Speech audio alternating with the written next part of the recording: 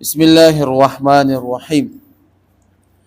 امام غزالی رحمۃ اللہ علیہ فرماتے کہ جو عالم دنیا دار ہو اور احوال کے اعتبار سے جاہل سے زیادہ کمینہ ہے، وہ احوال کے اعتبار سے جاہل سے بھی زیادہ کمینہ ہے دنیا دار عالم، اور عذاب کے اعتبار سے زیادہ سختی میں مبتلا ہوگا اور کامیاب، اور اللہ تعالیٰ کے یہاں مقرب علماء آخرت ہیں، علماء آخرت ہیں جن کی چند علامات ہیں۔ غور نمبر 1، اپنے علم سے دنیا نہ کماتا ہو۔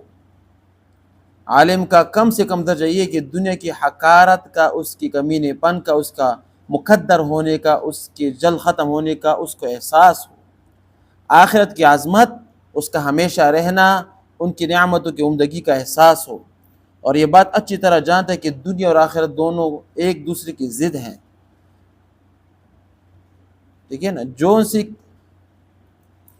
یہ دونوں ترازو کے دو پلوں کی طرح سے ہیں، جو سے ایک پلہ جھکے گا دوسرا ہلکا ہو جائے گا، دونوں میں مشرق و مغرب کا فرق ہے، جو سے ایک سے تو قریب ہوگا دوسرے سے دور ہو جائے گا۔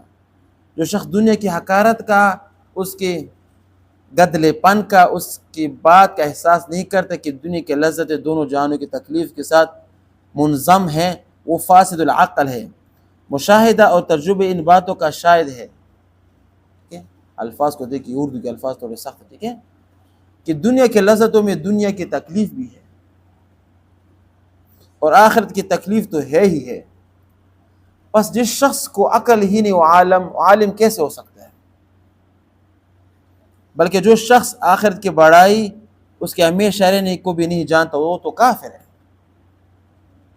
ایسا شخص کیسے عالم ہو سکے جس کو ایمان بھی نصیب نہ ہو؟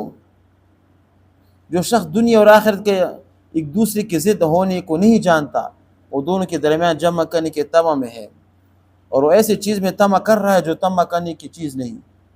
وہ شخص تمام انبیاء کرام کی شریعت سے ناواقف ہے، اور جو شخص ان سب چیزوں کے جاننے کے باوجود دنیا کو ترجیح دیتا ہے، وہ شیطان کا قیدی ہے، جس کو شہوتوں نے ہلک کر رکھ دیا، ہلاک کر رکھ دیا، ٹھیک ہے، اور بدبختی سے اس پر غالب ہے، جس کی حالت ہو وہ علماء میں کیسے شمار ہوگا؟ یہ دنیا دار عالم کے بارے میں بات کر رہے ہیں، ہم سب اس میں شامل ہیں، ٹھیک ہے۔ حضرت داؤد علیہ السلام نے اللہ تعالیٰ کا ارشاد نقل کی کہ جو عالم دنیا کی خواہش کو میری محبت پر ترجیح دے گا، اس کے ساتھ ادنیٰ سے ادنیٰ معاملہ میں یہ کرتا ہوں کہ اپنے مناجات اللہ سے سرگوشی میں کچھ ماننا۔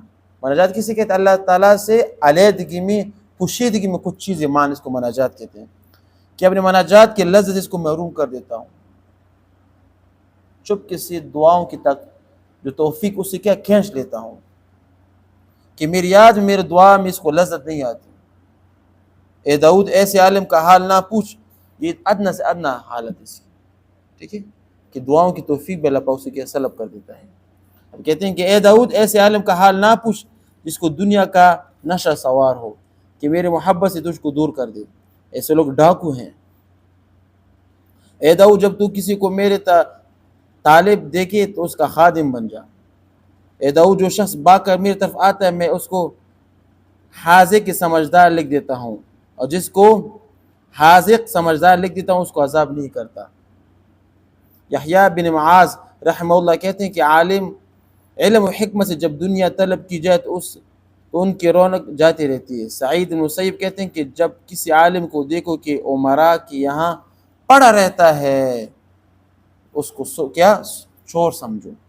حضرت عمر رضی اللہ عنہ فرماتے کہ جس عالم کو دنیا سے محبت رکھنے والے دیکھو، اپنی دین کے بارے میں اس کو متہم سمجھو، شک میں سمجھو، ٹھیک ہے، اسے کہ جس شخص کو جس سے محبت ہوتی ہے اسی میں غصہ رہتا ہے۔ ایک بزرگ نے کسی سے پوچھا کہ جس کو گناہ میں لذت آتی ہے وہ اللہ تعالیٰ کا عارف ہو سکتے ہیں؟ انہوں نے فرمایا کہ مجھے اس میں ذرا تردد نہیں کہ جو شخص دنیا کو آخر پر ترجیح دے وہ عارف نہیں ہو سکتا، اور گناہ کرنے کا درجہ تو اس سے بہت زیادہ ہے۔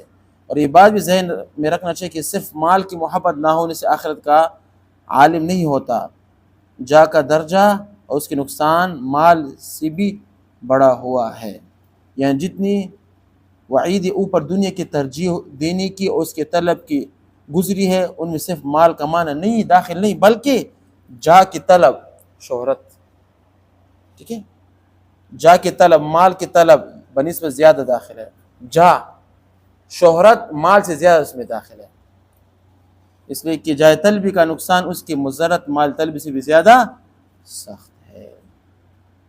آج اگر ہم کہتے ہیں کہ مشہور ہو جائیں گے تو کچھ بن جائے گا، نا نا نا، شہرت جس کی ہوتی ہے اس کی مثال کے طور پر پھر اس کو سنبھالنا بھی بڑا مشکل ہوتا ہے، ٹھیک ہے۔ علماء کی چاہیے کہ دنیا کے شہر سے اپنے آپ کو دور رکھیں، ٹھیک ہے، آخرت پر اس کو ترجیح دے، ٹھیک ہے، آخرت کو فوقیت دے۔ ہمارا سب ٹارگٹ جو آخرت ہے، دنیا نہیں ہے، ٹھیک ہے۔ جو ہم ابھی گھر میں بیٹھے ہیں، کیا کس لیے بیٹھے ہیں؟ آخرت کے لیے نا، تاکہ اللہ پاک ہم سے راضی ہو جائے۔ قیامت میں ہمیں زیادہ شرم ایسی ہوگی کہ دنیا میں تمام زندگی ہم نے مدرسوں میں گزاری اور قیامت اللہ پاک کے جہنم میں جاؤ، تو یہ سب سے زیادہ حسرت اس جگہ پر ہوگی۔